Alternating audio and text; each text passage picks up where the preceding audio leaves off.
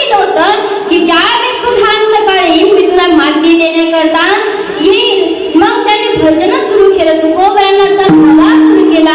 तुकाराम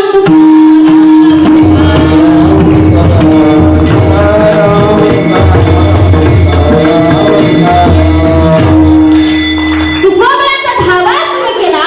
मग धावा ऐकून तुकोबरा या इहलोकामध्ये परत आले. तर बघितलं तर तुकोबरा 3 वेळा इहलोकामध्ये आले. कशासाठी?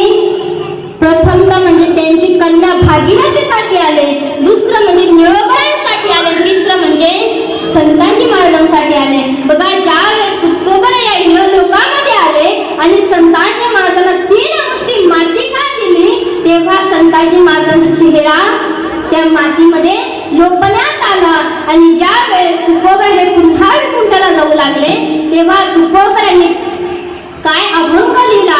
काय तर चालता गोधने माझे गुंतले वचन आम्हा झाले ने का तेने आकारले 3 मुष्टी मृतिका लेख तेव्हा लोपविले मुख आलो मुने तुका संतुण्या